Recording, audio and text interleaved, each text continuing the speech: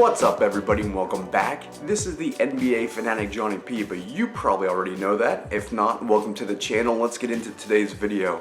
We are talking about playoff seeding. We're talking about the NBA playoffs, which is weird because we just came out of them, but I wanted to explain something because not too long ago, last week or so, Adam Silver mentioned that there may be some changes coming this upcoming season. They might implement this new stuff before the season starts, which is totally crazy. It doesn't so much affect the East right now, but because of the talent in the West, it really does. So I kind of wanted to break it down what they were talking about.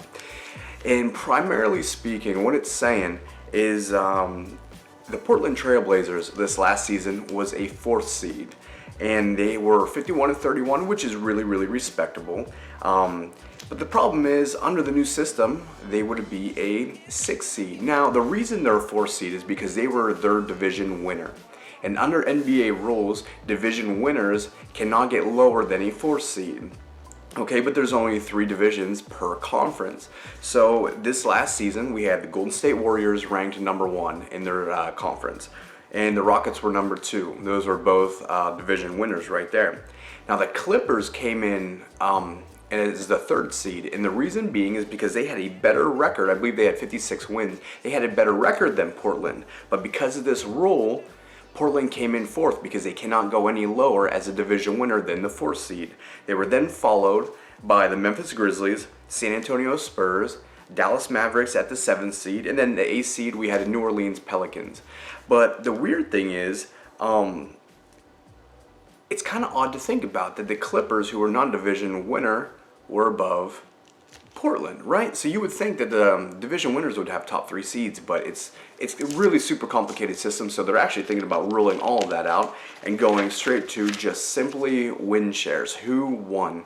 And when you look at it this way, when you break it down, the Portland Trail Blazers actually had a worse record than the San Antonio Spurs and the Memphis Grizzlies, who each had, let me see, they both went 55-27, which is obviously better than a 51-win season. So when you switch it up, Portland gets knocked down a couple spots, Memphis and San Antonio move up. So I wanted to break down this playoff scenario for you so you can kind of hear how it would have played out.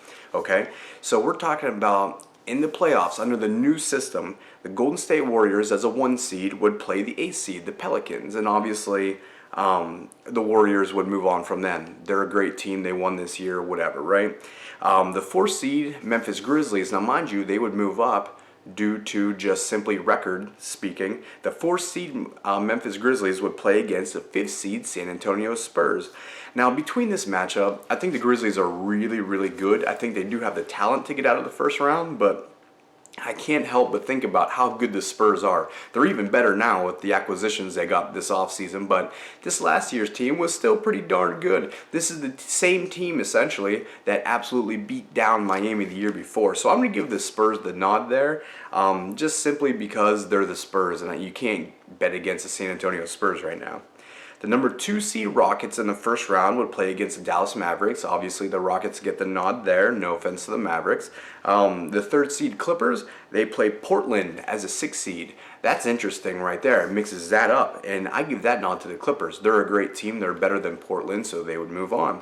So in the second round of the playoffs, the Western Conference playoffs, we would have the Warriors versus the Spurs. Again, this was a tough matchup to decide against because the Warriors are really good. And this is their best season yet since they've been together these last few seasons. But again, I'm having trouble picking against the Spurs. I think the Spurs have pretty good defense, especially with Kawhi Leonard and whatnot. And how can you go against Timmy Duncan? That's just a big dude down low. So I personally would put the Spurs over the Warriors, advancing into the next round. That's a matter of choice right there, but I'm picking the Spurs. Also in the second round, you would see the Rockets versus the Clippers, and I'm giving the Rockets the nod there. I think the Clippers are a better team, but the Rockets really played their hearts out this last season, so how can I not give them the nod? Because we're talking about James Harden, who was arguably, in some people's eyes, the MVP of the league this last season. So I'll give the Rockets a nod. So going into the Western Conference Finals, I have the Spurs versus the Rockets. And this is, again, a really tough matchup. Just out of respect, I'm going to give the Rockets the nod because they played their hearts out They absolutely played their hearts out this last postseason.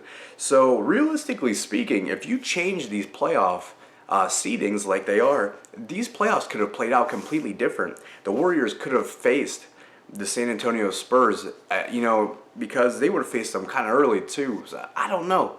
Would the San Antonio have been refreshed and played Golden State different? It's hard to tell. You don't know about injuries and stuff like that, but this could have played out differently. We almost could have seen a Houston Rockets versus Cleveland Cavaliers NBA Finals, which would have been totally crazy. And I'm glad we got to see the finals we did.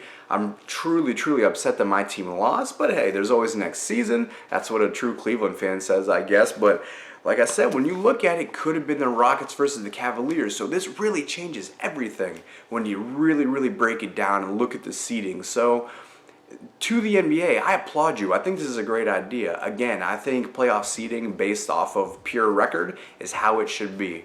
Thanks for tuning in. Thanks for giving me the love and support. I'll catch you in the next video. Bye-bye.